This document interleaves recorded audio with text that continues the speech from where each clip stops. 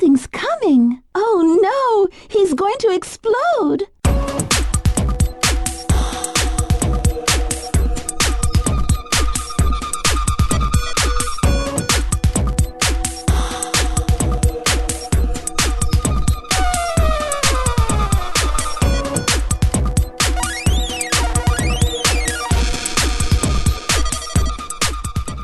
Hey everybody, this is the TMG Podcast. This is episode 11? Hooray. Yeah, 11. 11! This is Carlos, and with me as the usual, Will. Yo! And Miggy. Hello. And we are officially in the next gen. Woo. Yeah, officially. This is the podcast where we officially enter the next gen because Xbox One's out, PS4 is out, Wii U has been out, and it's been pretty interesting actually for both next gens.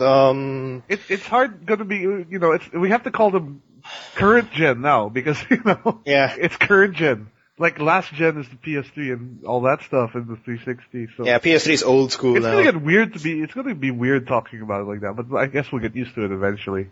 No, it's horrible now. I'm pretty much behind, like technically. Like I don't have the current stuff. I don't consider my PC current. And my Xbox 360, it's getting old. But yeah, Xbox One's out and it's doing really well. As much as there's a whole $100 difference and it having a horrible messaging when it was first announced. And I'm so happy to hear that too, because now there's a proper next gen, current gen console war that's going to happen. PlayStation 4 released really strong, Xbox One released really strong. And I'm not gonna count out Wii U because Wii U's gonna find its way. Wii U's just sort of there, yeah. You never don't count it out.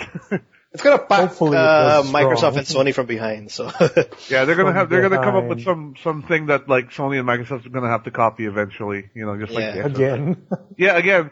But I mean that's the one thing. That's the point we have with this podcast. This episode, we're gonna finish off our look at last gen with the first of the three, the Xbox 360, and all the good and all the bad that came with that one. Yeah, and apparently in this generation it's the last one to come out.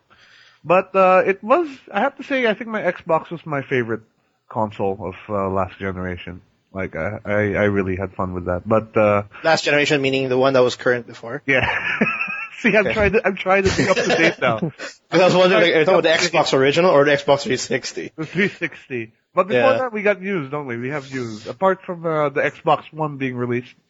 So that's the big. Okay, you want to do the news, or you want to knock out our impressions or what we've been playing? Oh yeah, well I forgot what we've been playing. Well, I've been playing the XCOM expansion and enjoying that thoroughly.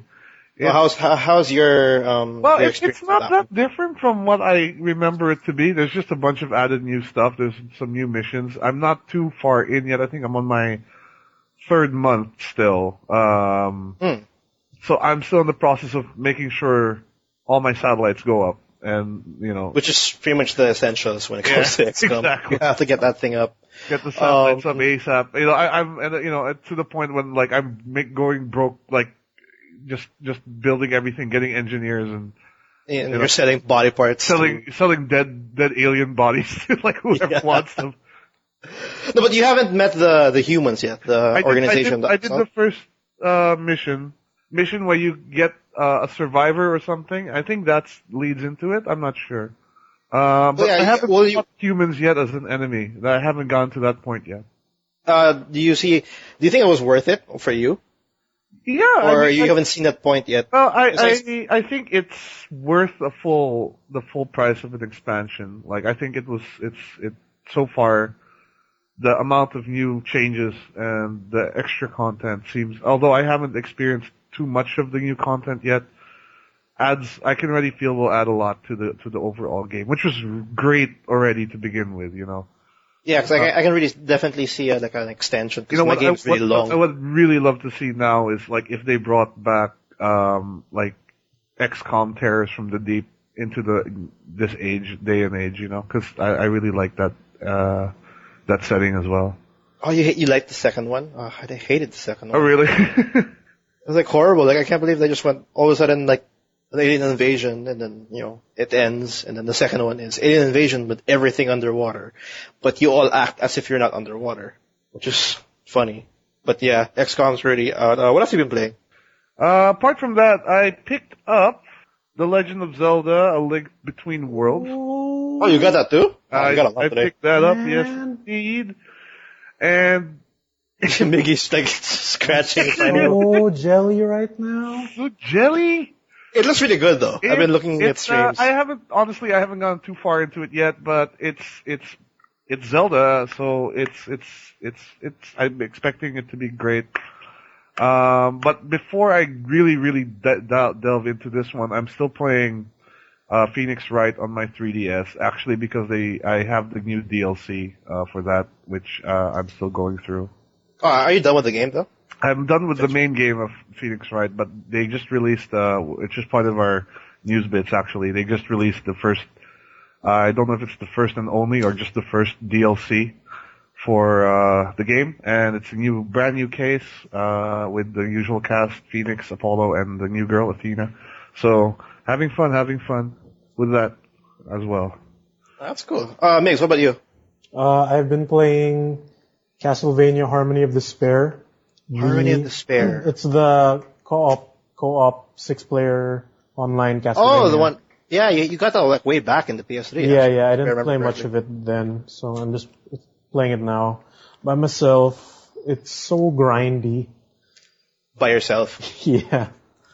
Like is it actually a fun game by yourself? Because it's obviously essentially a game that's, we have to play it with friends because that's how it was marketed. How is it like if you're playing by yourself? I played it, I think I just blew through 4 hours of it this morning without knowing. Oh, it's actually a pretty long game. Oh, it's a Castlevania game. And like each stage is 30 minutes long. That's why it's a long game. And there is local co-op, so that's a thing. Oh, nice. Oh wow, that's good. That's a great couch game actually.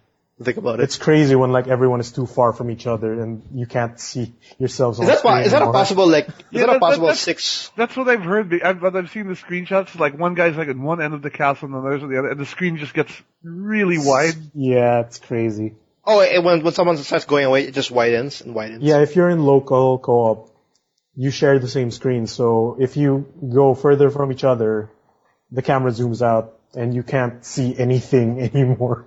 Have you tried playing like local co-op with 6 people? Because I think the PS2 can hold 6 controllers. I've tried it with 4.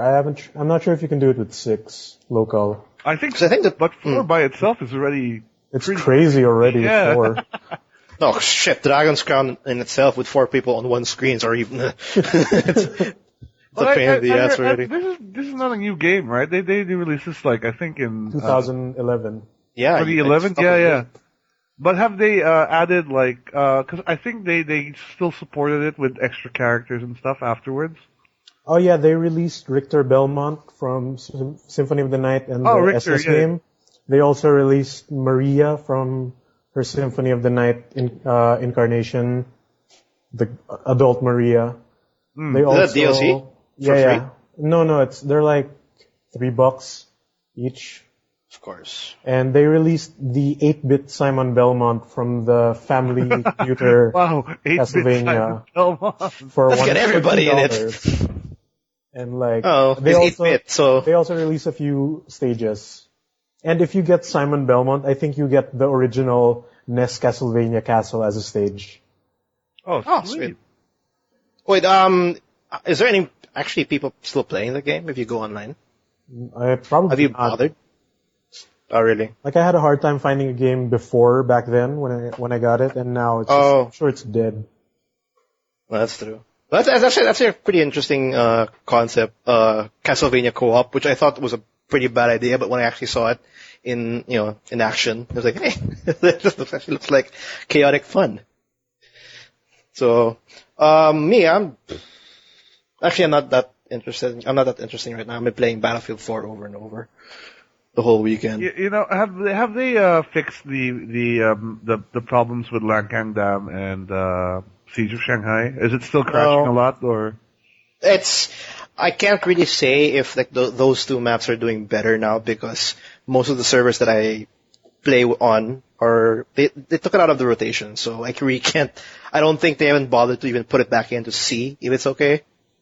So I haven't seen Siege of Shanghai for like the longest time, and Langtang Dam, I don't know, every once in a while, but that's only for Team Deathmatch, which is a smaller version of the map. Right. So I can't really tell. But it's smoother though. Battlefield 4 is definitely smoother. I'm having a lot of fun now since I'm constantly having like maybe 3-4 matches like simultaneously right after.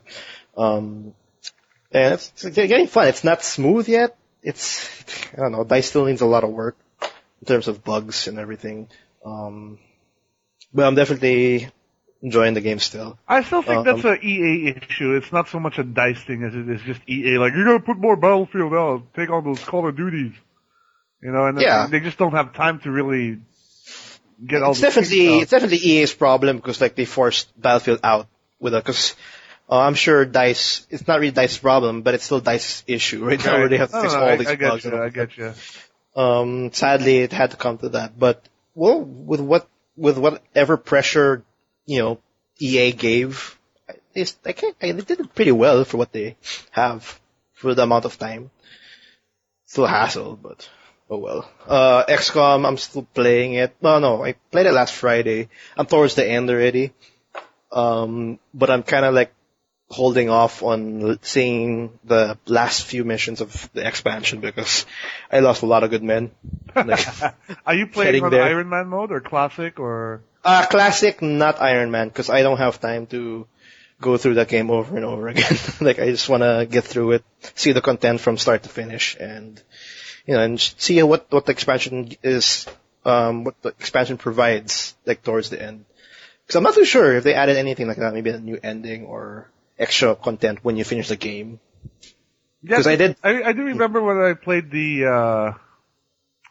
original one, the ending kind of left me seemed underwhelming, It wasn't. It was like the aliens are defeated. Yay. Credit roll. I think that's what it was. Yeah, pretty much.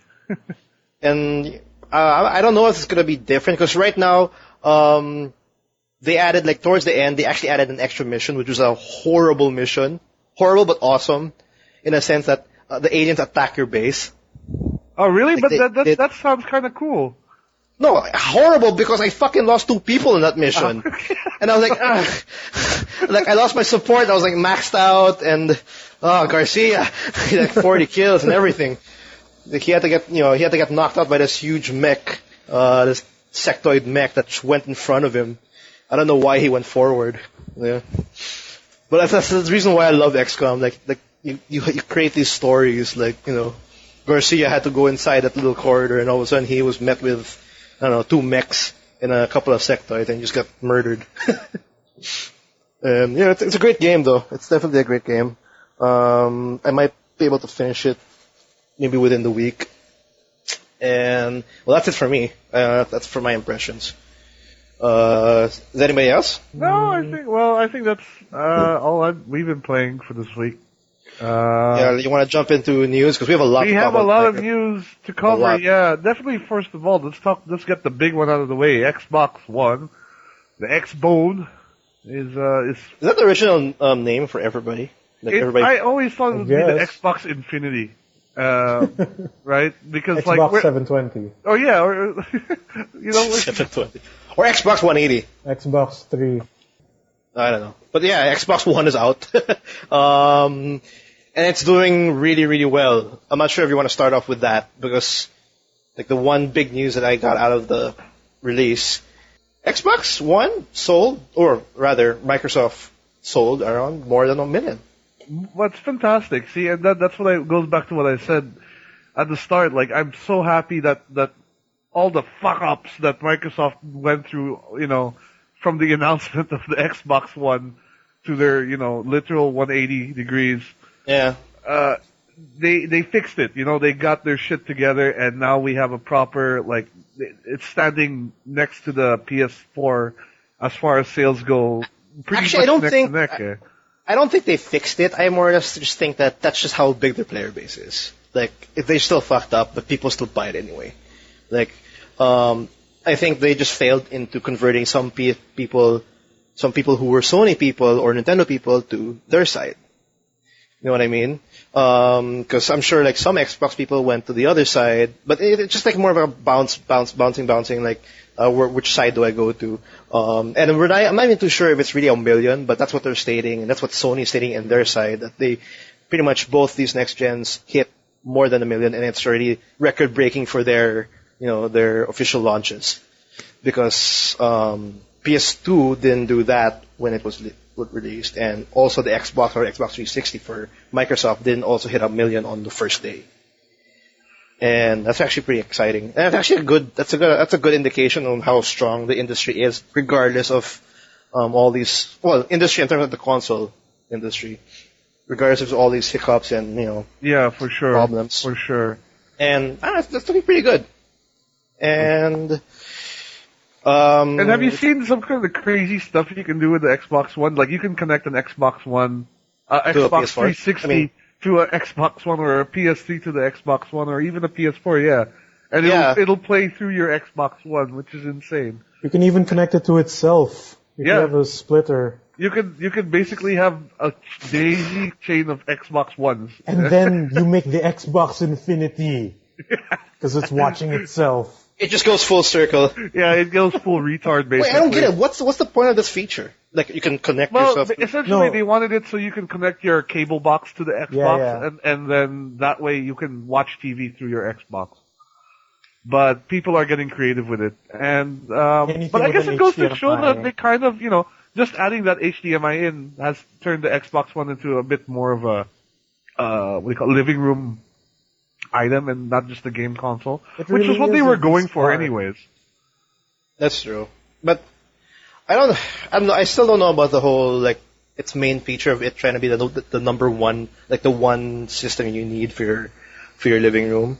That still has to be checked out or something. But in terms of being a game console, it's actually pretty exciting. I actually like it. The system looks pretty nice. The controller seems okay.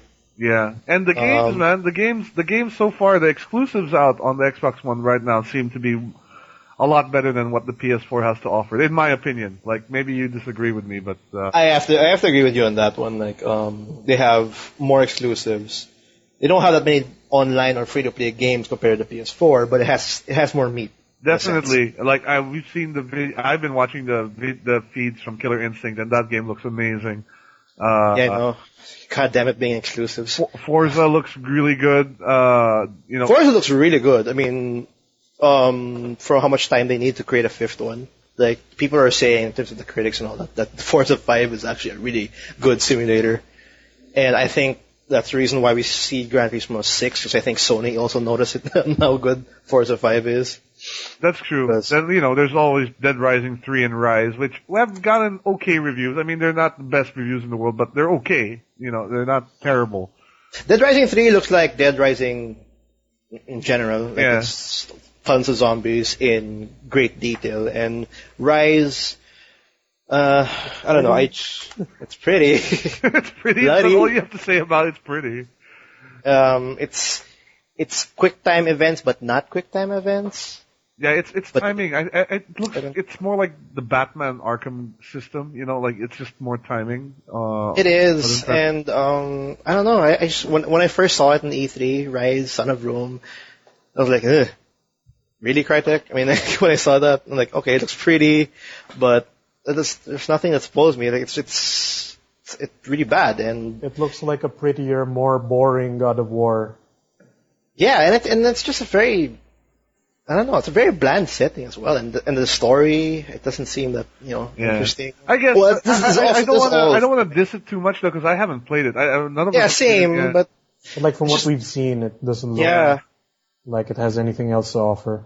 Because compare like Killer Instinct or, Forza 5, Dead Rising 3, like those you can tell, like, that's something I like to pick up, but when I saw Rise, Son of Rome, like, no. It's like, I think it's the same reaction when I saw Knack, I guess. But this is actually I feel more to it. I mean, like, with Rise, Son of Rome, because it looked way prettier. Right, and right. I don't know, and it's Crytek, for Christ's sake. Crytek, the creators of Crysis, which, I don't know, like, Crytek, I thought there was gonna be a pretty cool game developer, but from how it's coming out, it's more like they just have a really nice game engine. Like, I don't know about the studio in itself. They make really nice grass. Grass and trees and bushes. Very dynamic grass. It'll sway. Well, you know, yeah. that's true. I mean, Crysis is still kind of the benchmark graphical powerhouse for most PCs, you know, so. Oh yeah, for sure. Like, Crysis. Those guys know what they're doing when it comes to graphics. The graphics! Yeah, the graphics.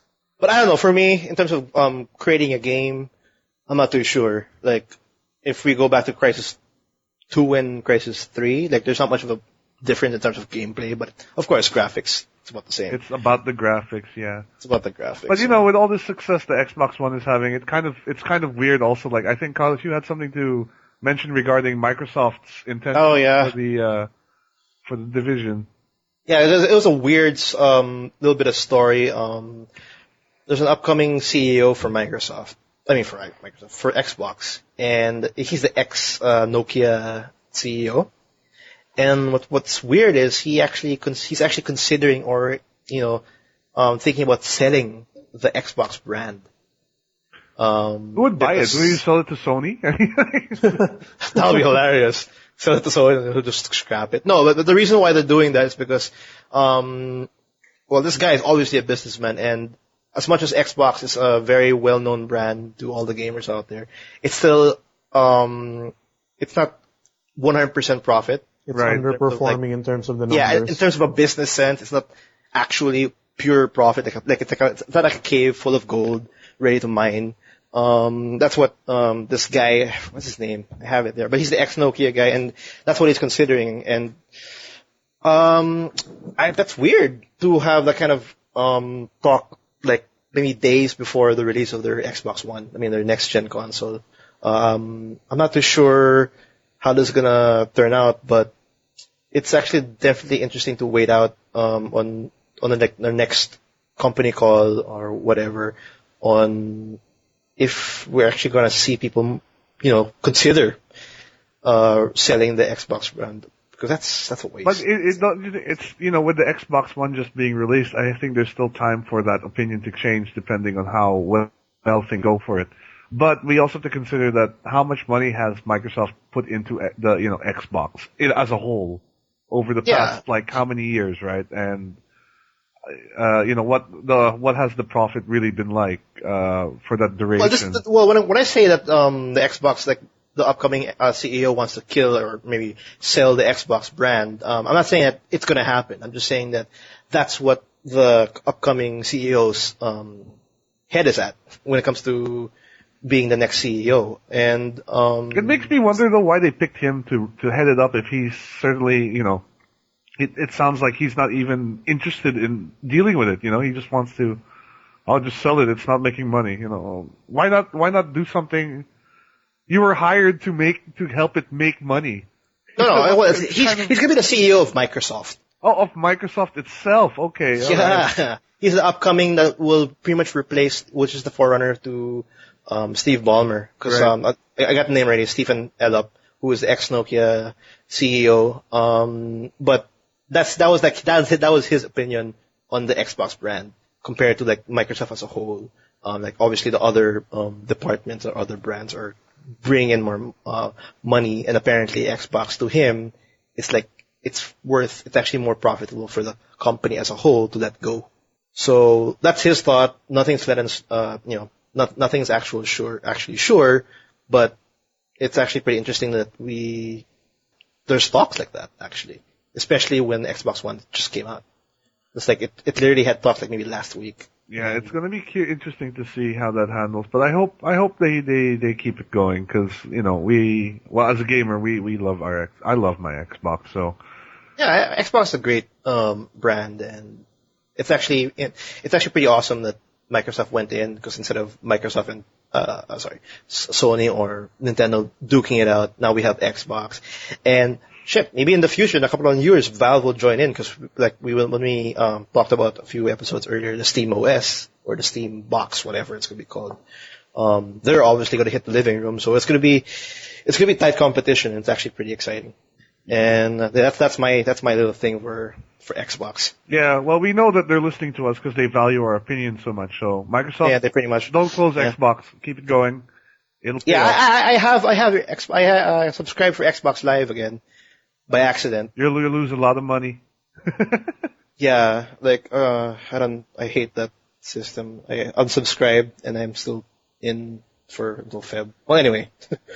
Any other news? Yeah, Like, there's been. Is there anything other interesting? There definitely is. There's been a report that Telltale Games is now working on a Game of Thrones game, which is going to be very interesting, I think, because the last few Game of Thrones games that have come out have been. Is that announced or rumored?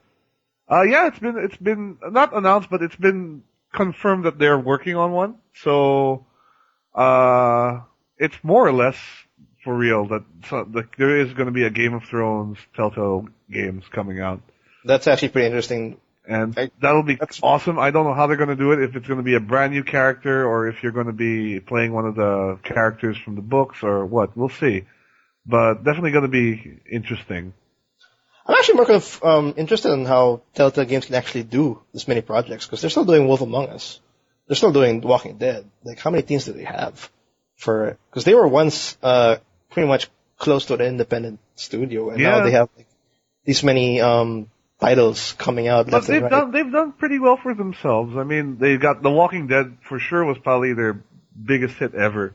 Yeah. But and even then before that, they did what? Tales of Monkey Island. They did a Back to the Future. They did Back to the Future and Jurassic Park. And the Sam and Max games. Yeah, but that was a huge leap. That was them, Sam and Max? Ooh. Yeah, the Sam and Max seasons, all 3 seasons of the newer Sam and Max games was Telltale. Yeah, but I for me, like, that was a huge leap. Like, even though they had many, like the Jurassic Park, the Back to the Future, when they hit Walking Dead, the storytelling of The Walking Dead is completely different. Yeah, they nailed it. Like, they knew what they wanted to do now. It was also good timing on their part, because Walking Dead was just, it was the show was popular. Yep. People were hungry for more of it, and they happened to have the IP there, and they made a great, fantastic game. Yeah, it's literally a perfect execution on the perfect time. It's better than the show. It is better than the show. Hey, the show's okay. I still like the show. It's still better than the show. Like the latest episode on The Walking Dead, that was pretty cool. With Naked Snake in it. Naked Snake. The Walking Dead. No spoilers, guys. What are you talking about? There's no anyway. No spoilers, guys. No spoilers, guys. The people here are anyway. And out there too. Never mind. I'll tell you about it later. Okay. News. Anything else? Biggs, you got something to say about Atlas, I think. Oh yeah, they just revealed not 1 but 3 new Persona games. Woo, more Persona. I'm not a Persona fan. They teased Persona 5, which is coming out on PS3 winter next year. Is that exclusive? For now, it seems to be. Wait, winter next year? Yeah, that seems a little strange that it's winter next year on PS3. But then you have to remember that. You consider when Persona 4 came out. Persona 4 was released 2008 on PS2, so yeah. That's weird. Why can't they just go to Xbox? Why don't they go to PS4 if they're going Atlas, they're weird. Yeah, Atlas is Japanese. Well, that's kind of weird. Like, what's the big announcement? Like, Persona 5, this other game, like, it's also Persona, but it's a different genre. Persona 4 Dancing All Night. Oh my god, what is that? From the screenshots, it's essentially Project Diva, but with Persona 4 characters. So that's a weird franchise. Like, you have to find. Okay, I don't know about that. I don't know, but I'm excited for that. Yeah, I'm not very excited for that. Persona 4 Dancing All Night is coming out for the PS Vita. I'm pretty sure. Oh, it's a Vita game. Okay. I'm pretty sure there's going to be Jiggle involved somewhere. Oh, you know it, man. Oh, no. Anime Girls. And another Persona game was announced for the 3DS. It's called Persona Q Shadow of the Labyrinth. What is that? The screenshots, it's an RPG, yeah. The screenshots look like it'll play like Persona 3 and 4, the combat-wise at least. Mm-hmm. And it's a mixture of Persona 3 and Persona 4 characters in their little chibi forms, because I don't know, 3DS. Yeah, that's pretty cool. That actually would work for a game like that. Like, especially with the 3DS's, like, limit. in terms of graphics, and I still don't. I don't like Persona 4, like, because when I tried it a couple of times, like, I never really got into it. I don't think I've ever finished one. So It's a great well, I really enjoyed Persona 4, so I'm excited for Persona 5 and this. And I think they also announced something about the new version of Persona 4 Arena, which is called like the full suplex version or something. The Ultra Suplex Hold something. wait, what? The super what? That's the subtitle. You know how like It's called Persona 4 Arena 2. Oh yeah, there's a Persona with a weird name. Yeah, okay, now I remember. Wow, like Atlas is going full force with the Persona series. Like, that's a lot. Yeah. Titles. I mean, just the name Persona Persona 4, the Ultimax Ultra Super Hold. Yeah, that's the one.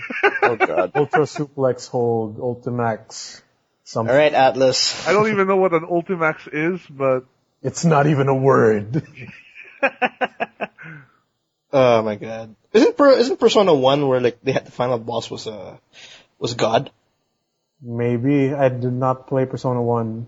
I didn't play it either. I remember it was controversial because like the first RPG like you actually fight God, or I don't know, maybe it's a different game. Shin Megami Tensei stuff have always been very controversial. I mean, 3 was controversial because it involved kids shooting themselves in the head, basically. Oh yeah, Persona 3. Yeah. To summon their personas, they'd have this unique gun that they have to shoot themselves in the head. Yeah. Oh god, Go Japanese. Japan! Go Japan! Oh, Persona 3 is coming out with a movie, so you don't have to play the game to see what we're talking about. Yeah. Oh my god, there's gonna be a movie and they're gonna shoot themselves in the head so they can go Super Saiyan or whatever. This is good though, because I mean, Persona is one of the more well-known Japanese RPG franchises in the Western market, so more of that is always good.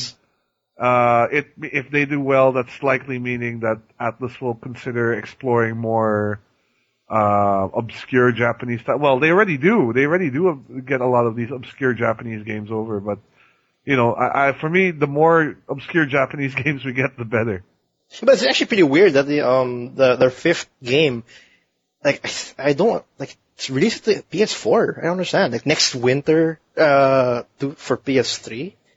That's unusual. But it's actually good to see. At least you know that the PS3 is well supported. Yep. Yeah, like, really strong support. Because I still think that, like, for example, the PS3 and the Xbox 360. But I have a feeling that might be the last game for the PS3 at that point. Well, we'll see. You know, who knows? I doubt it. They'll probably still be making, like, 2K, like, 14, 15, whatever on the PS4. That will definitely happen. Yeah. FIFA games and stuff. Those are usually the last to go. Alright, we'll be moving on. What else? Well, I mentioned before that the Phoenix Wright DLC is now available for $6 on the 3DS eStore.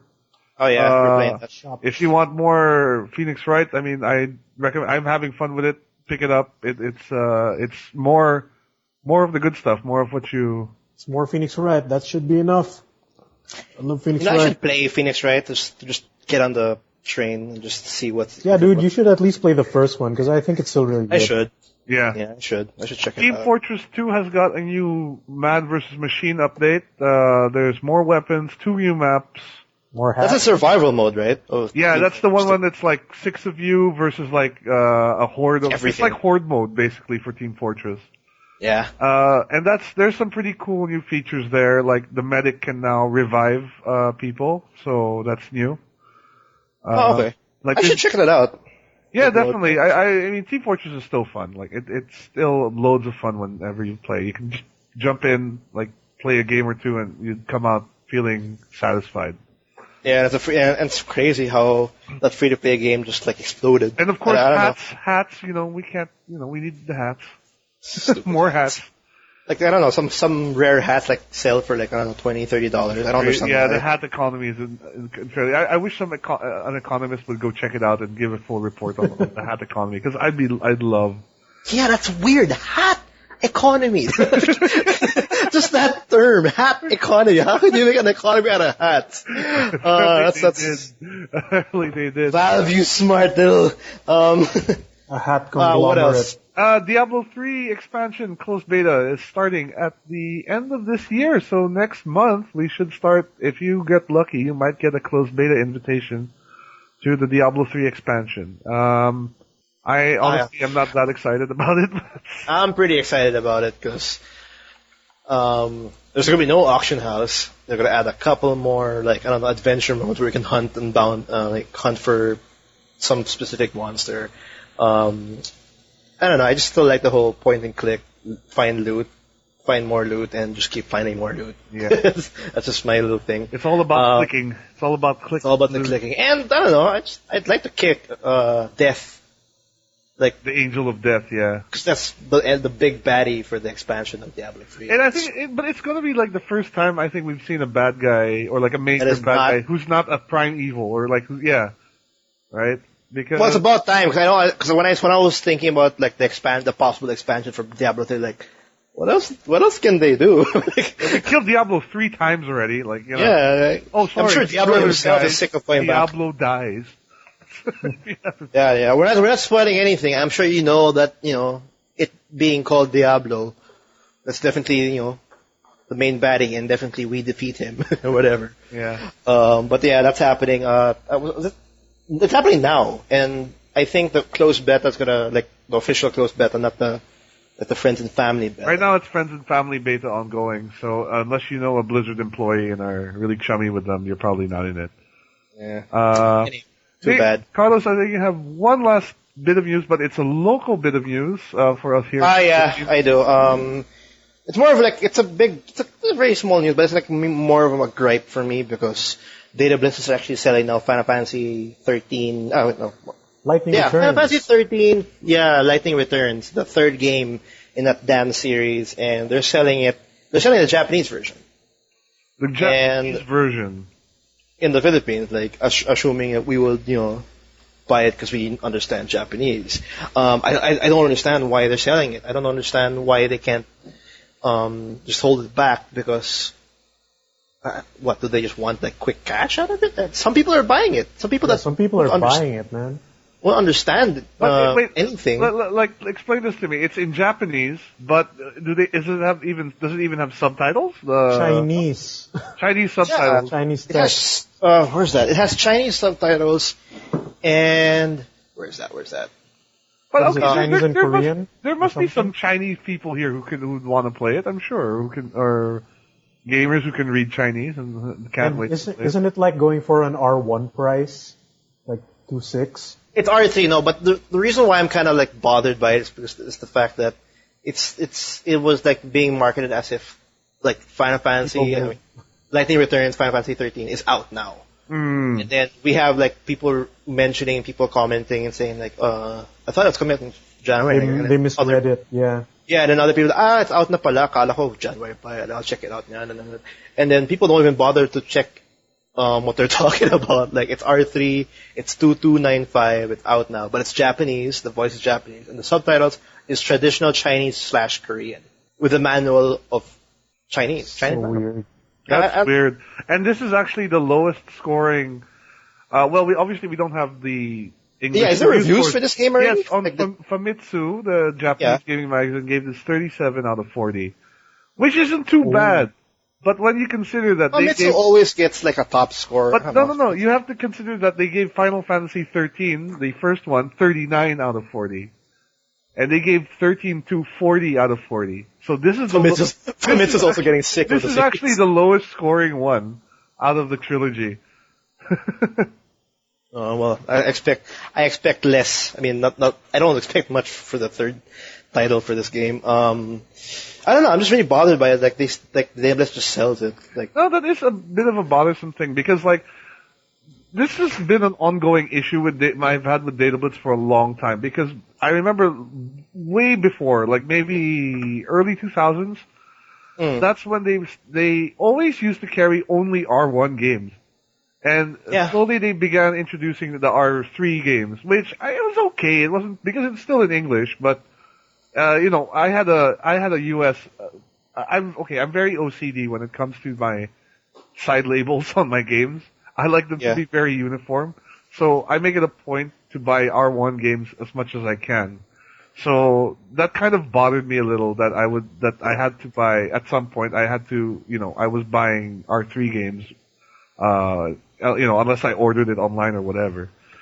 So, and now it's kind of going to the point when they're starting to introduce R3 games, but they aren't even in English anymore. So what's going on there, guys? Yeah, I know. It's just these kinds of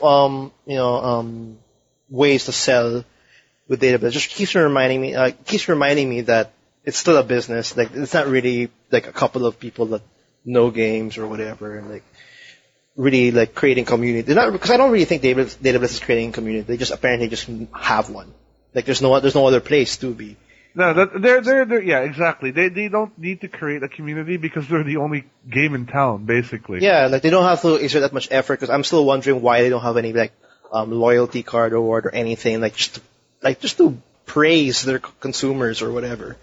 But no, like doesn't matter if no one will understand what their product is or whatever. Like if they like that product and they don't want to wait for like 2 or 3 months, if they can sell at least 5 of them, of these Japanese copies, I'm sure they'll be happy. And I don't know, that's just bothersome. Yeah, but why even bother bringing them in? I mean, like, yeah, that's another thing. That's why? what I'm wondering, because obviously they have to still put out money to obtain the game, right? So yeah, that too. That's just my little small gripe about it, because I every time I see this, I just get I don't know why. I mean, let's support. I'm all for supporting original. Datablitz has always been great, and I love those guys.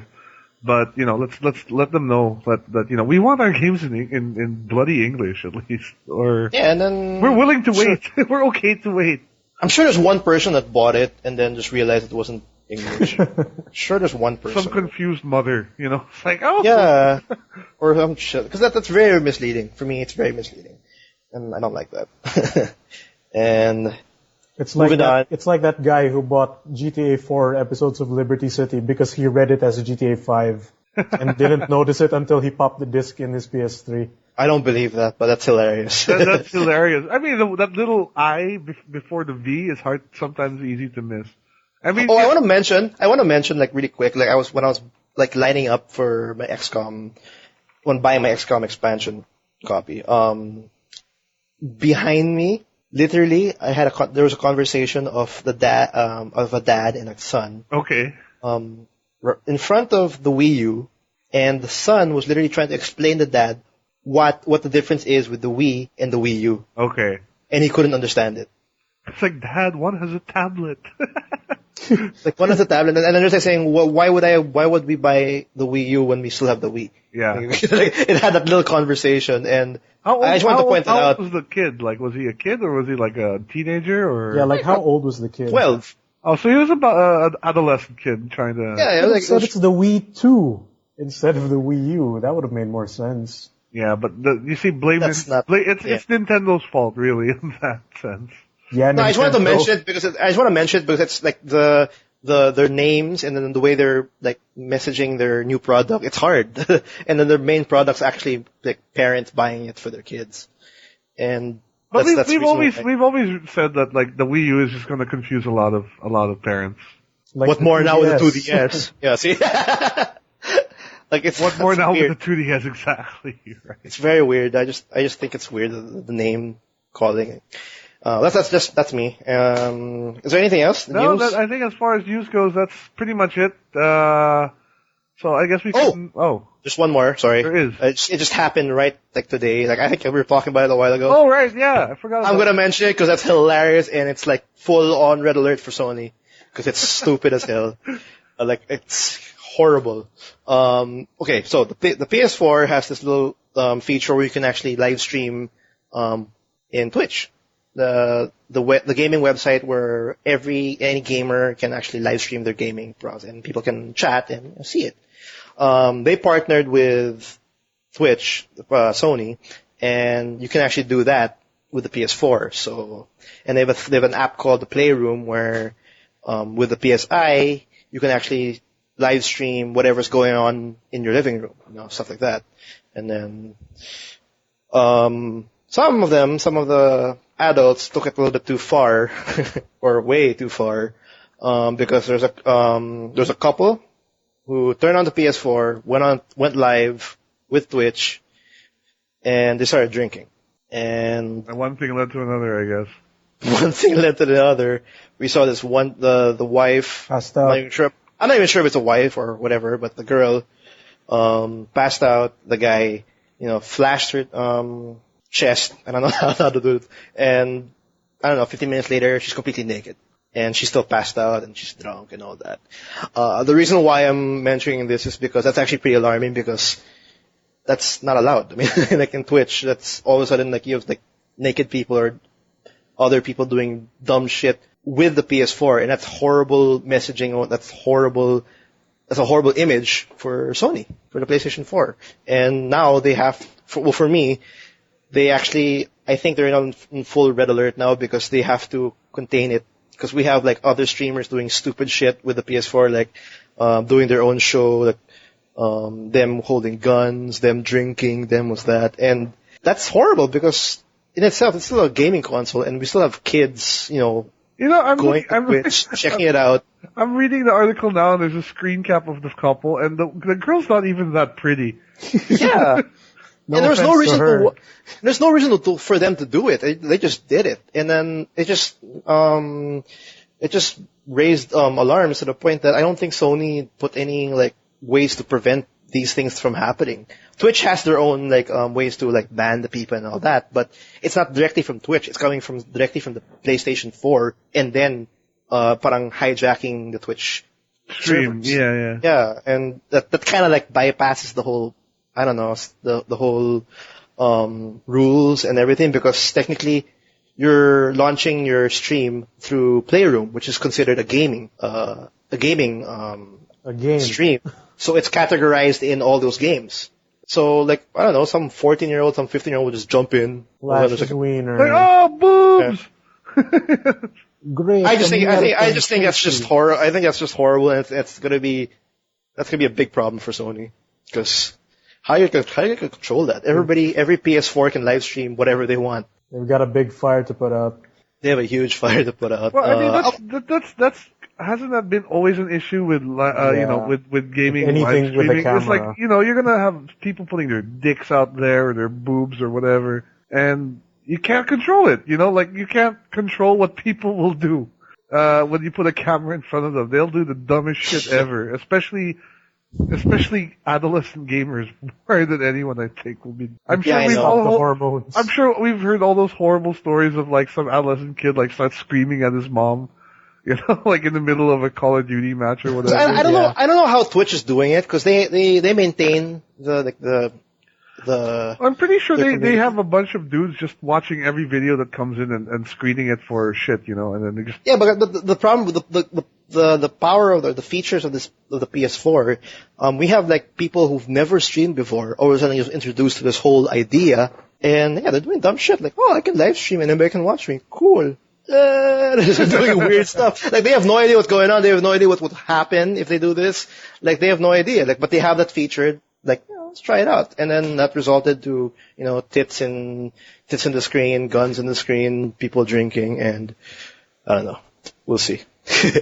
We'll see. What else? Let's move on. Is there any other bit of news before we hit on the old Xbox talk? No, I think that's it for now. I guess we should we take a break here, or? Yeah, we'll take a break. During the second half, we'll be talking all about Xbox 360 from the start, Red Ring, all the way till the Xbox One launch. Just like in our previous episodes, we talked about Nintendo's Wii, Sony's PS3. Now it's Microsoft's turn, and it's a perfect time because it's already out. It's doing really well, and we're just gonna, check it out. We're gonna reminisce on the great times with the Xbox 360. So we'll be back in a bit, and hope you stay around. Yep. Right.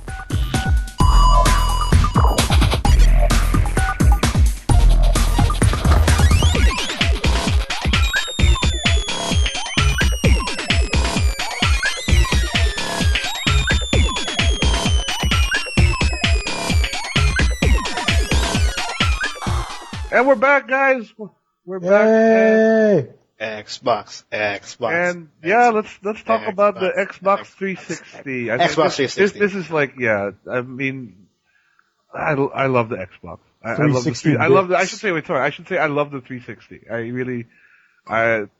Probably my favorite console of this generation. Just so many good memories there in that system. I guess we should It's- we should begin though with the fact that this was the first one that came out for last gen. Yep. But- First one? Yeah. The Wii First one for came out that after. console generation. Yeah. What is it? Gen Yeah. 7? We're on Gen. Is it Gen 7? Yeah, I think so. I think we're on Gen. We just got into Gen 8. I hope it's Gen 9. I hope so. But yeah, it was the first one out, and this was. I think I'm not even sure if Sony was even grumbling about making a PS3 at that point. But then it was the pre-generation before that was PS2 and the original Xbox. You know, those were the two duking it out. I never saw the... Nintendo was still there also with Poor their little GameCube. Yeah. Was it horrible? I don't know. It was really horrible. Like that generation, the GameCube, PS2, and the Xbox. Like it, I don't know. Like I think I was just like too young to even bother to check which was going on in the gaming industry. PS2 was the clear winner of that. It was, then definitely the Xbox PS2. and then GameCube. But the Xbox terms made of its sales. the Xbox definitely made its mark, being the first Oh, yeah. Microsoft console, and it brought us Halo. And I Giant 6-pound black box. think with their big ass controller also. Yeah, that's literally the biggest turn off in that damn console. Like I saw it, I never bought it, but I felt that controller, and I'm like, I'm going back to my Dreamcast. I'm sorry, I don't like it. I don't like the controller. Poor little Dreamcast. When did it come? Hey, the Dreamcast is good. I liked it. Crazy Taxi and all. When When did the the 360, GameCube too, the but poor little 360 was GameCube. released, I think 2005. 2005. The Yeah, Xbox. the November? Xbox was originally released in 2005, so that's a whole year The 360. before it got, before Sony and Nintendo caught up, and that gave it I think it paid off for them. Like, we all know about the Red Ring issues, but at the end of the day, the fact that they released early meant more people had Xbox 360 already before PlayStation and Wii came in. So there was less incentive for other people to buy a PlayStation 3 when the games looked just as good on their 360, right? November 22, 2005. And the Xbox 360 actually has a worldwide a record of it has around 80 million units sold. I don't know why I had a hard time saying that. As of October 17, that's actually pretty wild for a console, especially a console that went against the PS3, and it had a 1 year Head start. head start. Yeah. Who got the 360 first? I got it way. Well, Like no, toast. you know what? I wanted to get a 360 because I wanted to play Halo, and I have this thing with a friend of mine. Like every Halo game that comes out, we play it together on Legendary to completion. So Okay. we've been doing that since the first Halo, and we did that Halo 2, Halo 3, ODST, Reach, and 4. So That's a lot of Halos. yeah, it is, right? And then so we wanted, obviously when the 360 came out, we wanted to do it, but like I also was wary because of Red Ring, and that was like one of the low points, I think, of the system was the high failure rate of the earlier SKUs of the. It had a huge failure rate. What was the percentage of that? It was like, I don't know, higher than. Don't quote me on this. Maybe higher than 20% or something. Like shit. That thing will give you a red ring if you don't take care of it.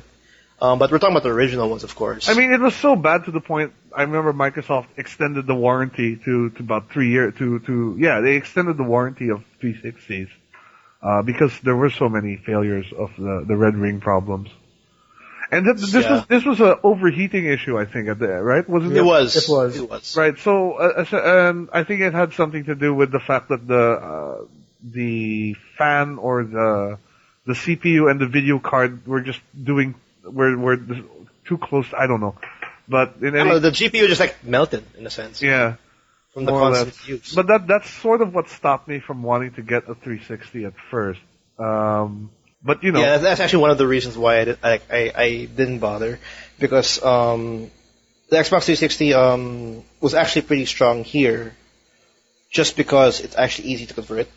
Right. Maybe that's something else to mention is the 360 is easily the piratability. Yeah, and it's sad to say, yeah, but And actually, that kind of inadvertently helped it grow to the popularity it did, because here, especially in the Philippines, this has always been PlayStation country as far as, when people say like, oh, what console do you prefer? They always say PlayStation, but because you could pirate games on the Xbox, that's what most people ended up getting. yeah, but even with the piracy, like even I didn't think of cashing in for an Xbox 360 at that time, even if I wanted to go for the modified or even original or whatever, because the red ring was so, like, there's a big chance you might get it, and we're in a tropical country, and it's an overheating issue. Like, it's just really a bad idea to have an Xbox at that time. Yeah, for sure. And then they came out with the Falcon chipset, which supposedly fixed the issue for the most part. That was the Xbox I bought, the Falcon chip Xbox. The Falcon. But how many years after did they release the Falcon? They had like what, maybe 6 months to a year of just like, we're waiting it out, we'll just find a solution, we'll hit the blow, we'll just take the hits no matter what, because that was a long time for them to have that issue, and then like the failure rate kept increasing as the months went by. I think I'm not too sure when did the Falcon come out. I'm not sure. I can't remember either. But like, yeah, but the Xbox 360, it came out around the same time Halo 3 was released, because I remember they released a special edition Halo 3 console, which was in like khaki green, and that was a Falcon. Khaki green. Yeah, and that was a Falcon Xbox. So around the same time Halo 3 was released, which was I think in 2007. And then the Xbox 360 had a lot of variations. Like I'm saying different names like Arcade, Pro, Elite. What is this? Yeah, it had quite a few. Like it had the Arcade, the Elite, the Elite. As far as it was just all about hard drive size, though, right? Like I think the core Xbox was the Arcade, and that didn't even come with a hard drive, as far as I remembered. It came with like a flash card thingy. That's crazy though. Like, I think we didn't cover this in the PS3 when we were talking about it. But yeah. Xbox 360 started off as a 20 gigabyte drive. And that went up to, I think the biggest that it ever got up to was about 250 gigabytes. That was the biggest. Oh wait, never mind. The Xbox Slim had a 4 gigabyte. That's even worse. But that's that's the Slim. That they did that at cost, basically. Yeah. That's hilarious though. But yeah. The Xbox 360 went through a lot of variations. Towards the end, the Xbox Slim, the Xbox 360 Slims, I think, when they pretty much nailed it. Like, okay, we have no more problems with the red ring and all that. Yeah, I haven't had my Falcon eventually red ringed, unfortunately, but it survived a lot. How long did it last though? Just till this year. Like I had it around 2008, I think I bought it, and then this year. Oh, that's not bad. Yeah, it lasted a while, and I played a shitload of games on it. Yeah, because my PS3, like, it lasted 3 years, and it just yellow light on me. Oh, your PS3 yellow lighted on you? That sucks. That was 3 years, yeah. And I think another aspect that helped Xbox out a lot was their online Xbox Live system. That was revolutionary for the time. It was, right. And when I got the Xbox 360, and I had the Xbox 360, I had the PS3, and if I had to compare the two online modes, Xbox Live was the better one. Like, by far. Yeah, for sure. And I think a lot of people, one aspect when choosing a console to buy is like, where are my friends? Like, are they on PlayStation or are they on Xbox? Because I want to play with them. So, if all your friends have the 360 already, then you're probably going to get the 360 as well. And that sort of leads to the whole fanboy arguments about like, Xbox 360 is better and whatever. But in terms of like functionality, like Xbox Live is way better, but because it needs, it has a monthly fee. That paywall really was a problem, because when Sony announced PSN is completely free, they were like, oh shit, because before the PS3 was released, there was just nothing else to compare it to. So everyone was like, okay, cool, I'll just pay for it, whatever. But then, PSN came along and it's totally free, but obviously in its early iterations, PSN was really not that great. So like it's it was just there. Like, we can play online free, but there was nothing substantial about the service. Xbox Live, on the other hand, is like, it was way faster Yeah. in terms of connection, downloading, and it had a lot of cool apps, and I like the Xbox Live UI, the user interface, compared to the PSN. Like, there's a big difference. Like, I really prefer the Xbox Live. I do too, actually. I think it's a lot easier to use. Yeah. Well, right now it's all Windows 8-ish, like how it looks now. Even with Xbox. It's Windows 8-ish now, but even then, I still prefer it to. Even now, I still prefer it to the PSN system. Yeah, and now it's still on a subscription-based model. Yeah. But right now, like with the PS4 out and Xbox Live being the same for Xbox One, for the PSN though, it's also going to be like subscription-based. Because now if you want to play online... For PS4. Yeah, for the PS4. So now they're pretty much in the same boat. It just depends on if Sony can have like the same quality of service. Right. If you know what I mean. Well, And, yeah, go on, sorry. And I don't know, I really liked it, and I don't know. It's still hard for me. Well, I don't see myself playing it online every now and then. So I still have a hard time like, giving Microsoft the money like every month for Xbox Live. But if I love the service, yeah, but I still haven't. I'm not a Call of Duty guy where every day I go online, I play something, and then to make my $15, worth it. But now they have that whole games with gold thing, Yeah. which you get a little bit easier now. Yeah, Definitely offering. That's sort of a new thing now, though, like offering full games digitally, which is great. Honestly, I think it's a good move for people who would rather buy it that way. The more options you have to consumers, the better, if you ask me. Microsoft has a long way to go though, because they just started this like in June, July. And it is basically they were trying to answer PSN Plus because PSN Plus was offering that. But speaking of games, like we can't talk about the 360 without mentioning the exclusives it had. Like it had some really good. Its damn shooters. Well, Halo for sure. I mean, Gears of War. That was the reason why I actually bought my 360. Gears of War 3. Gears of War 3. Yeah, like just like I don't know. For me, when it comes to consoles, like there has to be that one exclusive that pushes you to buy it. Yeah. For, like, PS3, it was Uncharted 2. For 360, it was Gears of War 3. I bought it in August, like a month or two before Gears of War 3 came out. One exclusive I really wanted to play when it was Dead Rising, the first one, because that was like the one time the first time we ever saw a game with like tons of zombies on screen at the same time. Yeah, I actually got shocked because my first Dead Rising game was actually Dead Rising 2, and I didn't even realize it was actually exclusive for Xbox. Right. And now, like the third one's actually another exclusive for Xbox One, and yeah, how was that game though? Like for you, because I never played it. Never Dead Rising First 1. Well, Yeah. I liked it. I thought it was interesting. Like you played, of course, everyone knows by now the storyline. You play Frank, like you play a reporter who goes to explore a zombie outbreak in a small town, and you're basically in a mall. Supermarket. Yeah, mall. In a mall, basically. And what made it so great was you can go to every store in that mall and find like stuff to use. You could go to the sporting goods and get bats, and then you could I should pick the first one up. You can go to a toy store. Yeah, you can go to the toy Surfbot store and helmet. you can get you can throw teddy bears at them or jewels or whatever.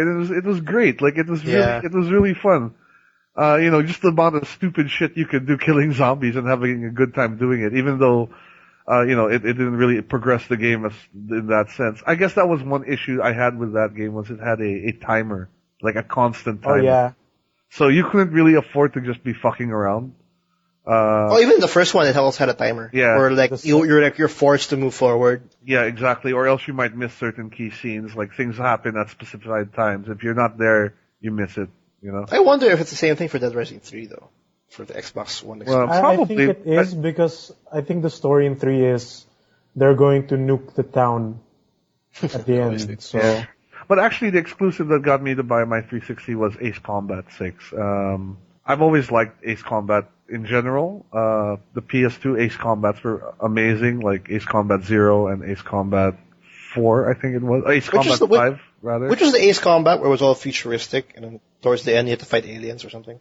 Was there an Ace Combat like that? Sounds like Independence Day. Yeah, I don't remember. No, because I remember there's one, like the final stage I had to get like the really high-tech alien. Well, the thing about Ace ship. Combat is it's there's not so much alien, but it's like plausible, weird future tech sort of stuff. Like Ace Combat 6, I remember had this gigantic like flying aircraft carrier. So I mean that was really breathtaking when you actually have to fight it, because you're in.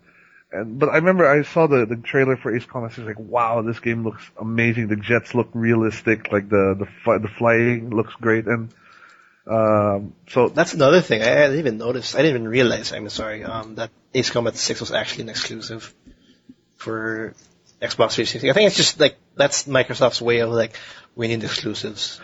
No, I mean let's talk about exclusives. We also have to mention that Microsoft made a very strong attempt to get the JRPG market early on.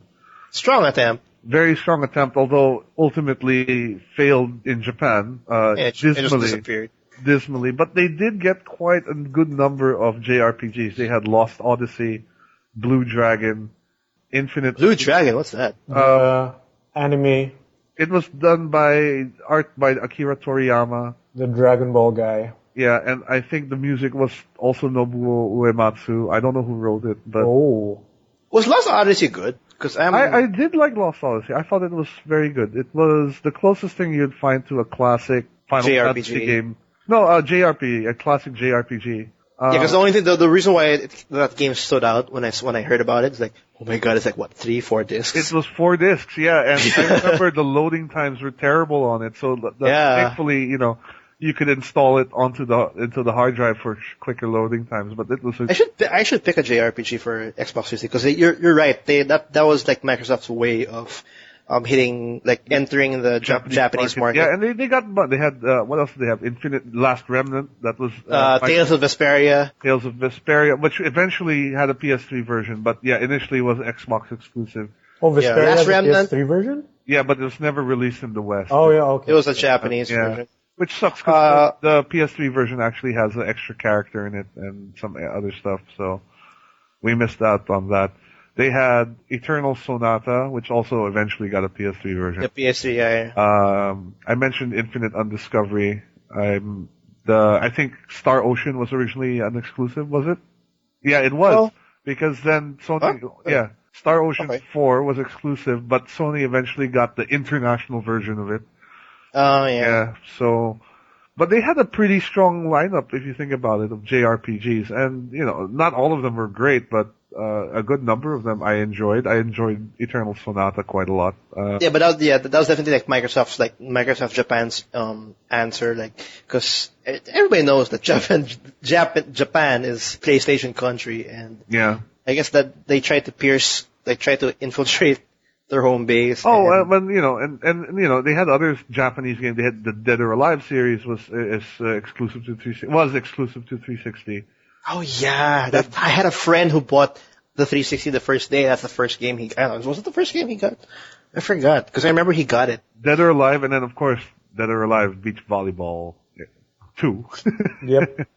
With the breast jiggle, and they even got Ninja Gaiden. I think was exclusive for a period. Ninja Gaiden a while, 2, yeah. 1 and 2. Wait, I wanna bring up the Xbox 360 launch lineup because It's really sad. I don't know. I actually don't know. But now that we're talking about RPGs, I think actually the 360 had a much better RPG lineup than the PS3. I mean, it also had Fable, it had Mass Effect, and this is just exclusives, we're talking about. So, I think in general it was a stronger contender as far if you were an RPG person, if you wanted to go that route. I feel it might have been a stronger console for an RPG head. Yeah, actually, I should check out the exclusives for the 360 because when I got my 360, I just kept on buying exclusive titles left and right. The things that I can't get out of. See, 360. I was the exact opposite. What I would do is I'd buy all the multi-platform titles I wanted on 360, and my PS3 was only what I was just buying exclusives on. Well, mainly because the earlier days of that gen console war, multi-plat games were better Run on the better 360. on the 360. Like Because I think they- even now, like some would have a smoother frame rate on the 360 than the PS3. Although now it's very, very, very, very small, if at all, even there nowadays. But the truth is, like, the PS3 was much more difficult to program for, so a lot of these guys ended up making it first on the 360 and then porting it over to the PlayStation 3. Yeah, because the PlayStation 3, like, it's really hard to code in that damn system Yeah. compared to the 360. I guess that's Microsoft, because that's Microsoft department. They're really like it's Microsoft. Like, Right. And, I mean, going more exclusives, one thing that we should also mention that the Kinect, which had so much potential for it, but just didn't do it properly. I'm not too sure I don't know if they did it properly No, or. absolutely not. I mean, they hyped it up into something that it really wasn't. They said they had Peter Molyneux out there talking about like how you would never play games the same again with it and all this other Peter Molyneux-ish crap. I remember when they first announced the whole Kinect thing, I was like, screw that, I want my controller. I'm not gonna stand up for this shit. I'm not gonna stand up and wiggle my arms and all that. And that's exactly, and when they showed gameplays of people actually, using the Kinect, it's exactly what it was. Like you set aside your couch, you clear up your living room and you start, using your body as a controller. And you look like a complete idiot when you're playing. You do. Yeah, you do. But it's an amazing piece of tech, though. It is, but I guess that Microsoft marketed it as something that it really wasn't. Because, like, I remember another big issue the Kinect had was it needed, like, 6 feet of space between the sensor and you. Yeah. And so, in Japan, where, space is a huge thing, or is a rare commodity, Yeah, it was that's very, true. very difficult sell there. And honestly, the games that released for Kinect were not that great. I mean, I think the best one that came out was the dancing ones, Dance Central. Dance Central. That's literally the best thing that came out of the Kinect in terms of gameplay. Yeah. In terms of tech, there's so many applications you can do with Kinect. Like, I've seen some crazy hacks with the Kinect. Like I've seen some yeah, do some crazy. it's an amazing stuff. piece of technology where it just shows the future. You can start doing shit with your hands with there's nothing in front of you, and then you're like you can swap through your catalogs of files in your PC with just a wave of your hand. Pretty awesome tech, but in terms of implementation on a game or whatever, Yeah. I don't know. And do you think Like- was that an issue more with the developers just not knowing what to do with the damn thing, or like was it really the tech was tough to work? I think it was a combination, really. The tech was It's a probably combination of the developers have no idea how to implement this awesome tech. At the same time, it just doesn't work. I don't know. It just doesn't work. Half the time. Budgeting could also be a reason. Also budgeting, but imagine because what would be like a perfect game for Kinect in terms of the hardcore market or any casual gamer? They tried the hardcore game for Kinect was I think the Capcom one, Steel Battalion or not Steel Battalion. Yeah, I know that Steel Battalion one, but that was already deemed that the worst game that ever was created. Was ever created, but it was targeted toward the hardcore market because like a lot of the stuff that you were supposed to be able to do with it looked awesome, but it just didn't work at all. Yeah, for those who didn't know Steel Battalion, the sequel to that series, it's pretty much a Kinect game, and what you could do in that game was pretty much, well, for one, you're inside a tank, I think, or a machine, or like a mech, and you're pretty much in first person, and pretty much what's in front of you, you use all these knobs and everything to operate the machine, and you pretty much simply just have to do that by simply raising your arms or, reaching for it or standing up to get out of the machine and all that. And it's pretty much very interactive. Like, to shoot, you have to do something with your hand or something like that and all that. The problem was, it just never worked. Like, whenever you stand up to, like, get out of the machine, it never happens. But when you sit down, then you stand up. And weird stuff like that. And then, to the point that it was completely broken and unplayable. And, I don't know, it's hard to like let go of the controller, like just full on Kinect. The only thing that could actually work in the Kinect was Dance Central because that was a lot of fun. Like you're literally doing dance moves and you're just pretty much imitating it in the screen. No, but even then, the dancing games had problems because navigating through the menus was a terrible pain in the butt. Yeah, because to execute a command or like to confirm, you have to put your hand on a certain. You have to swipe fast to scroll, but then you end up scrolling through songs you may want to, dance to. And if you want to confirm, you have to raise your hand on a specific area in the screen. No, like in Just Dance, you have to tap at the imaginary screen.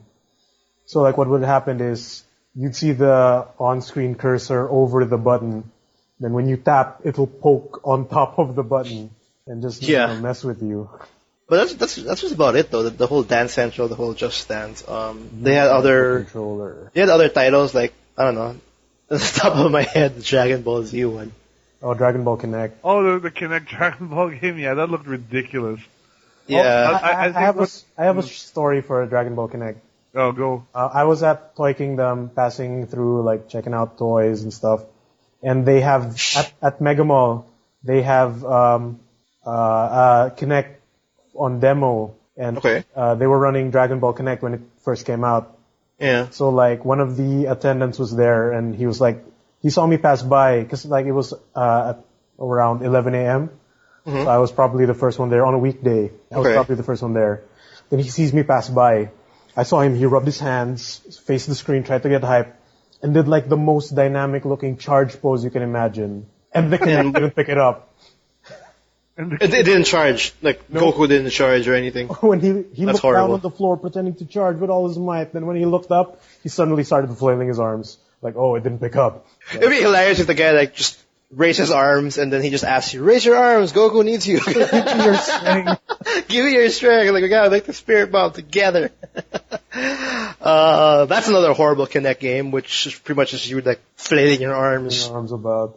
Yeah. But I think the best one, aside from the Dance Central, is I think those like, sports games-ish, like the Kinect Adventures or something like that. Oh, the Wii Sports and the casual games. Yeah, and then like, I don't know, Star Wars Connectimals. No, Connectimals for the casuals. Like you can play around with virtual pets. You can pet them. Yeah. And then, I don't know, ask them to play I don't know, it's weird. Like it was Microsoft's answer against the Wii, and Nintendo grabbing the casual market. This was their attempt at it for sure, but... Yeah, but it kind of worked, but it didn't have a strong sustaining, like compared to the Wii, because people buy it, and then that's it. They buy the Kinect just for the Dance Central, just for Just Dance, and that's it. There's no other reason to have it, there's no other reason to keep on buying the Kinect games or all that, and... I don't know, I think now with the Kinect 2 for the Xbox One, it's more like a side thing. I'm not too sure if they're gonna have like a game specifically just for the Kinect 2. We haven't seen that in launch, but it's part of like Xbox One. Xbox One's Kinect is built in the box now. There's actually a fighting game for the Kinect 2 on Xbox One. Yeah, I remember I saw that. It looked like it was like a UFC. I'm not sure, but yeah, basically... it looked like a mixed martial arts. It looked like a fighting game. Oh, so they had one. I mean, they had something. I think it's called Fighter Within, and I've heard it's really bad. Is that out already? Was that a release title? There are reviews out now. Oh, really? Okay, I haven't seen that one. We failed to mention that. Earlier. What else? Xbox, Gears of War 3, Halo. They had Crackdown, Forza, Mass Effect. In terms of exclusives, like getting out of the Kinect talk, it had a lot of exclusives, but the big one, like what I mentioned, Halo, Gears of War. Yep. Alan Wake was pretty cool. I actually bought that. I think Xbox is more known to be like it's like the frat boy console, you know? So it's got all the shooters on it, basically. It's all the shooters were there because. And I think actually one reason why it did well like that was because it allowed for split screen play. Yeah. You know, and that's... It had a good split screen play. Yeah, exactly. Because like for example, the PS3, if you do it like if you play, for example, Resident Evil 6 or Resident Evil 5, and you do local split screen, like it split screens, it does a split screen like vertically, but you have like a gap, like there's a black spot for to keep the screens in widescreen. Yeah. In Xbox 360, it's still wide, but it covers the whole thing. You know what I mean? That's actually Like better. it fills the screen, but it's not like 16 by 9 for each screen, like Call of Duty. It's funny though because the PS3 can do split screen online co-op or online something, I'm not sure co-op, in like Call of Duty, but the Xbox 360 can't. I guess that's a priority in terms of developers, because like for me, from what I'm seeing, the PS3 when it comes to co-op or local co-op, it just depends if they want to exert that much effort, the developers.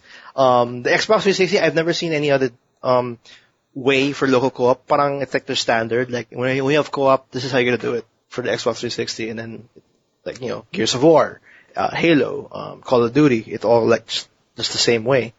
Because at the same time, Xbox 360 again is like the easiest to develop. So I guess they find an easy way to do it.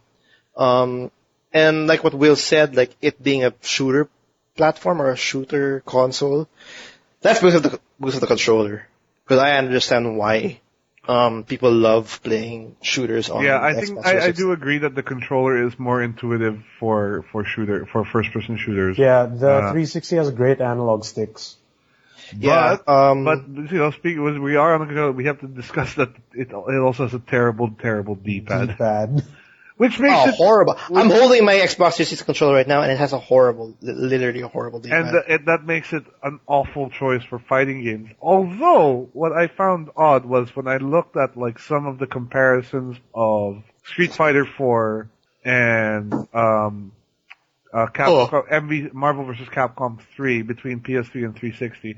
The 360 actually tended to be a better gameplay, like a slightly better version. Yeah, it runs smoother. Like they would see maybe 1 or 2 frames of lag. Yeah. Really? And I remember there was an issue with even the last Dead or Alive 5, I believe, that there was a whole extra frame on the PS3 as opposed to the 360, which was kind of weird. So That's actually, that makes that's a big difference, but actually. I don't know why, but the 360 was, especially, I think, Megs, you can correct me if I'm wrong, but like in Evo, I think the console that they use there are PlayStation 3s, PlayStation 3s, yep. And is that because of the D-pad, or is it, do you know what the reason for that was at all? Or? I actually do not. I don't know why they prefer PS3s over Xboxes at Evo.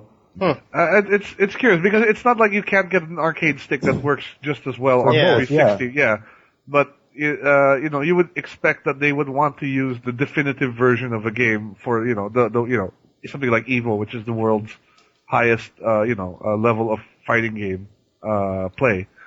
But I'm not sure if the D-pad has anything to do with that. But No, well, if you're talking about Evo, like everybody's on a stick already. But it's one reason, buying that D-pad was one reason I went out and looked for arcade sticks for my 360, because I just couldn't take playing Street Fighter after a while on that damn thing.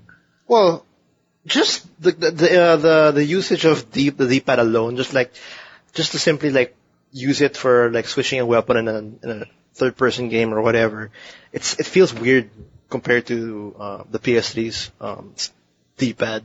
It just feels awkward. But the best thing about the 360 controller is like, for one, it feels perfect in my hands. At the same time, the two sticks are far apart. One's higher and one's Right, the bottom, and you don't have your thumbs touching each other when you're playing around with the two sticks. That was I didn't think that was a problem before for like the PlayStation controller before, but when I got a hold of the PlayStation 360 controller and I started playing with it, I'm like, wow, this is actually perfect. And I played Halo, I played Gears of War, like, wow, I see a big difference, in terms of it being a shooter. And I guess that's the reason why a lot of people considered flocking to the 360. And then eventually 360 became the place to play Call of Duty, game of, like any first person shooter. And yeah, that was, well, it's not like the Xbox 360 controller isn't like the perfect controller, because I still think it's pretty stupid that we still need to use batteries for it. I'm just gonna say that. Yeah, I hate that fact that you had to use batteries. And then the recharge pack for the 360 was really expensive for what it was. It's like buying a controller again. Yeah, exactly. That's what it was. Because I bought a controller. Well, it comes with a controller like some packs, but I think before it didn't. Like, if you don't want to spend batteries, you have to kind of buy another controller. Because, well, it didn't even last. These like, that's another negative for the Xbox 360 controller. These are not built to last years. Like, because, for example, my PS3 controller, 3-4 years down the line, like, none of them broke. Like, me with my Xbox 360, my first controller, like, on year 2, my battery pack's destroyed. My first controller is already messed up. I'm already on my second controller.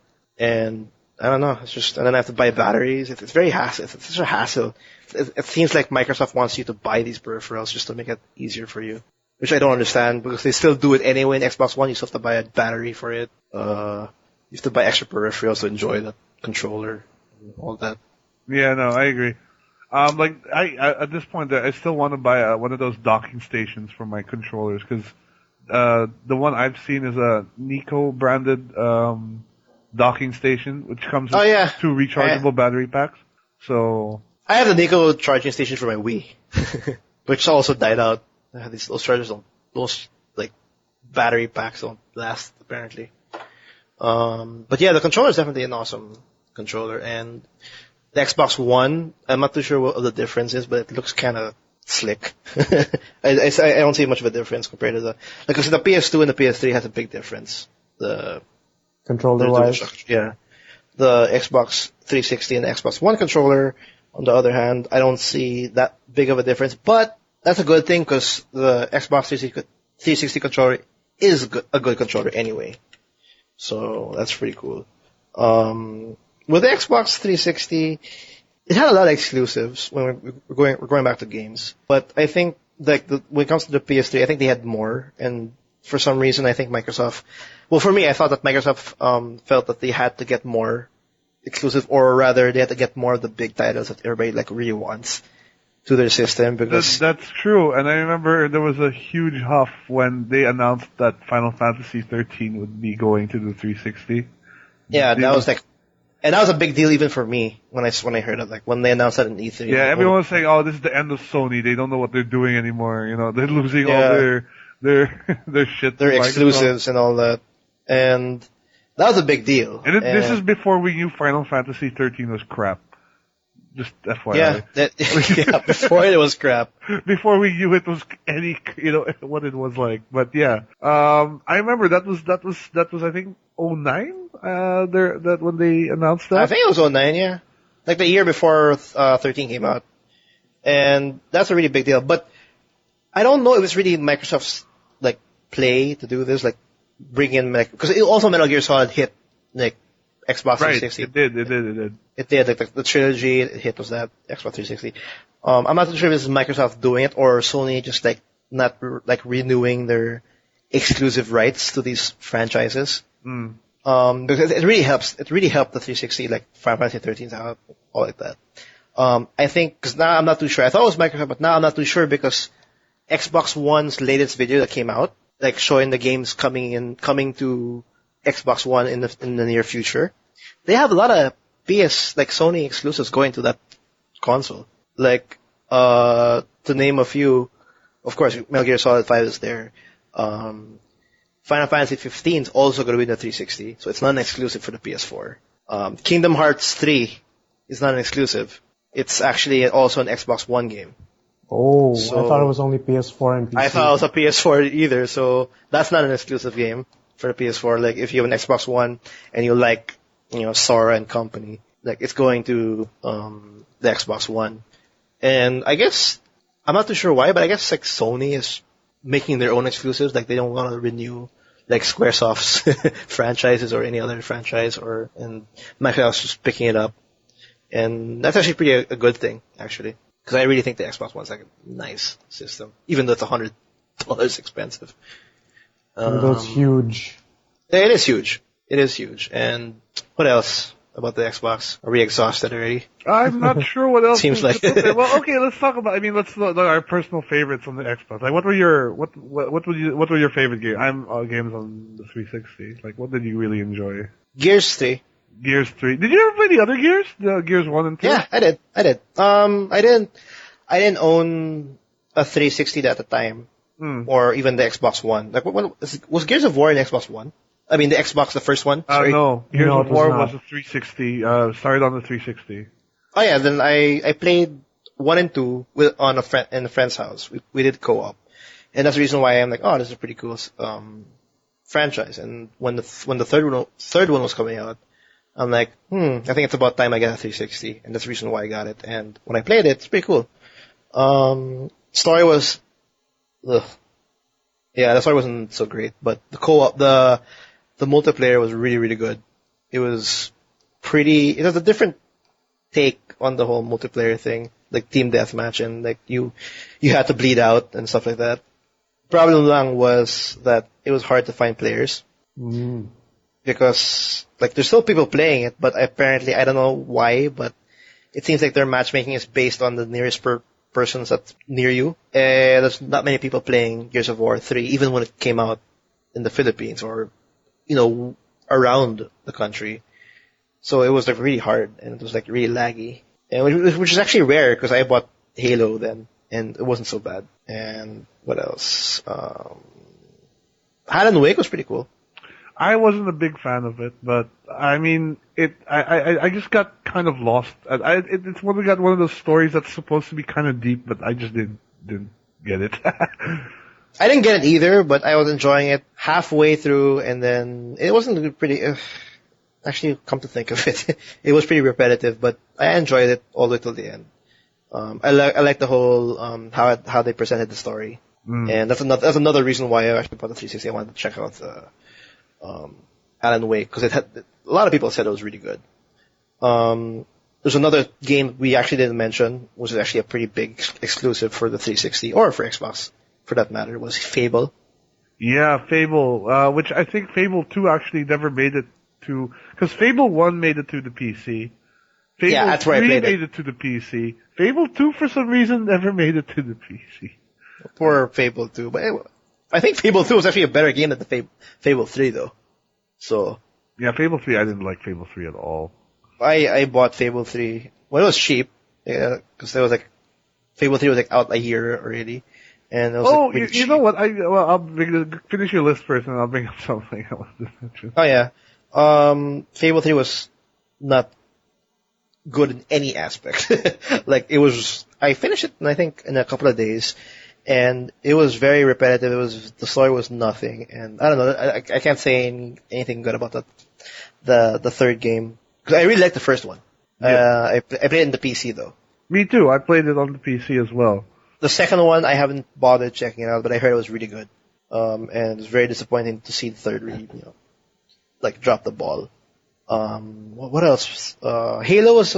I can't put Halo as like the best for the 360 because Halo is Halo. Like, if you want to play another Halo game, it's cool, but I wouldn't put it in my top list for 360 games because I don't know. It's just Halo. There's nothing. There's nothing great about it. Like I like the first one, but I wouldn't recommend it.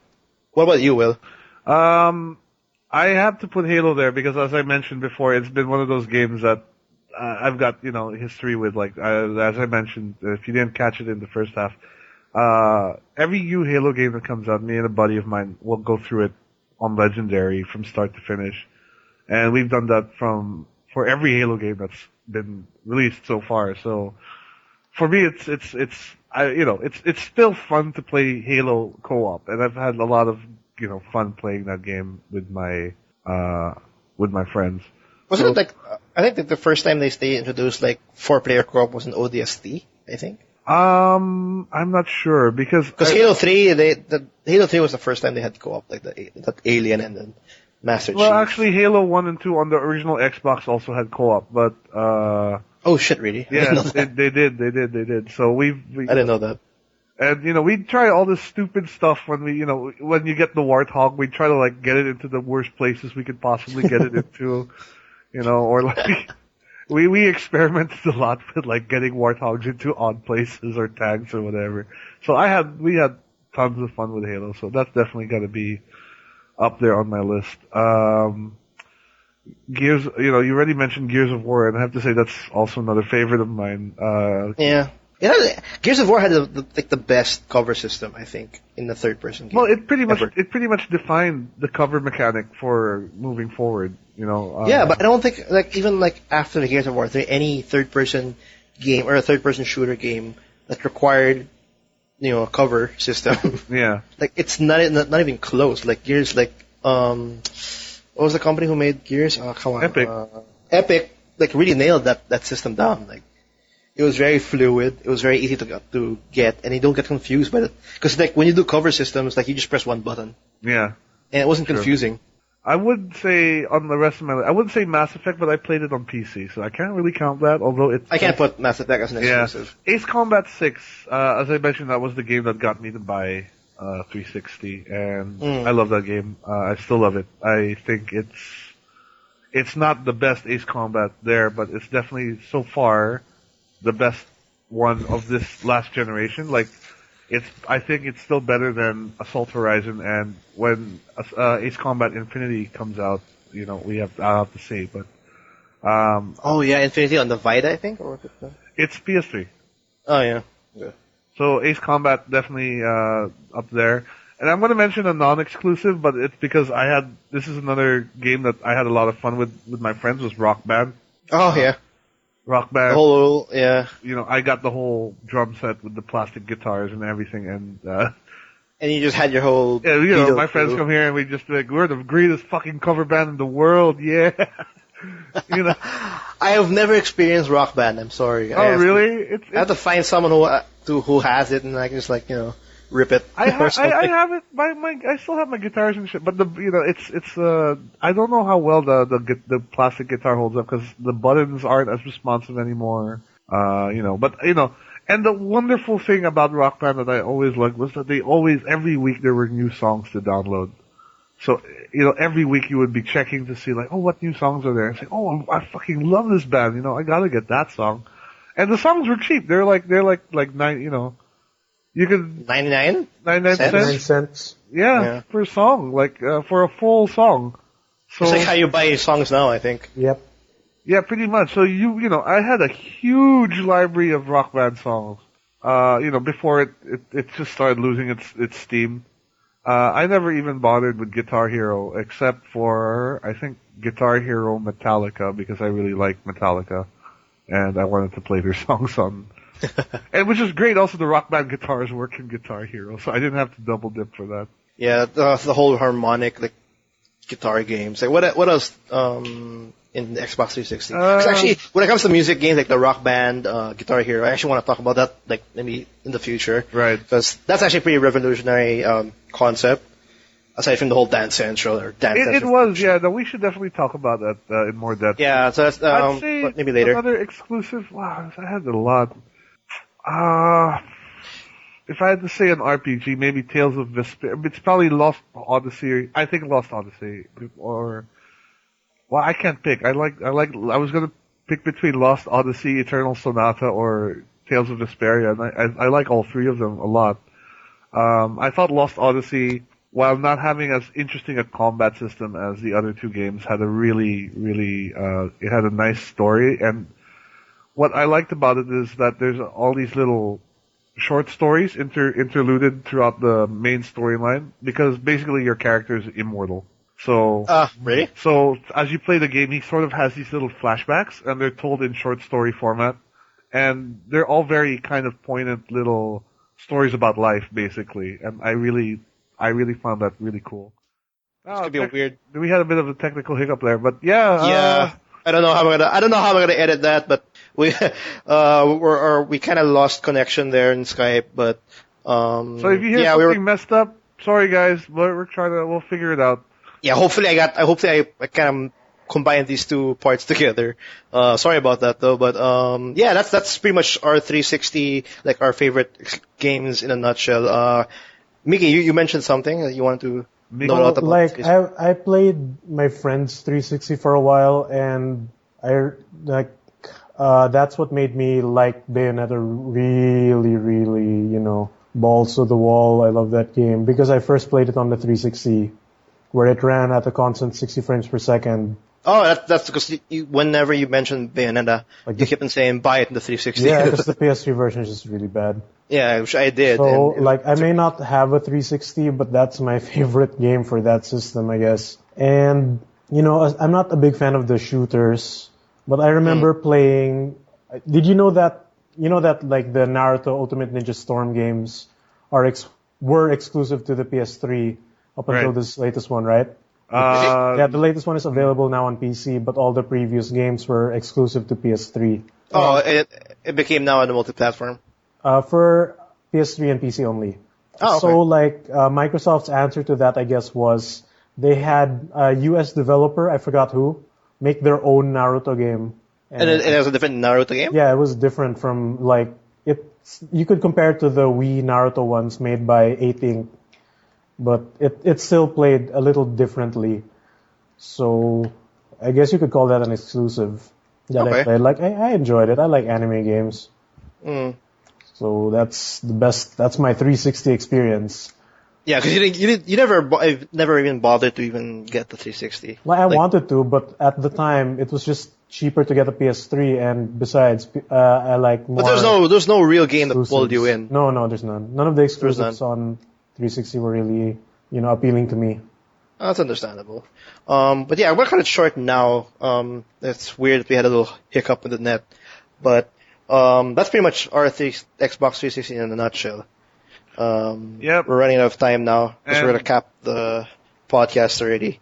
So because we can talk for for hours. So we Yeah. don't want to make it super long. But definitely, that's the end of the last generation, and I can't wait to get this new generation going. But I think the 360, PS3, and they still have a lot of life left in them for the next year at least. Well, the Wii is Year or already dead. two.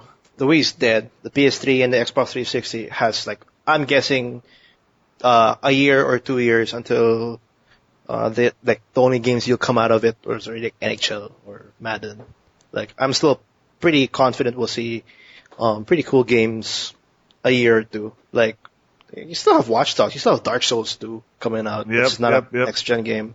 I don't know, for all those Final Fantasy 13 lovers, Lightning Returns is coming out as well.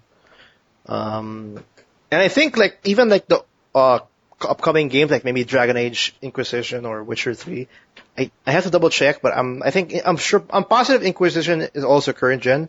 It's coming out also for the PS3. I'm not too sure about the Witcher 3, but those kinds of games they're still coming out, Don't forget Metal Gear Solid 5 Ground Zeroes.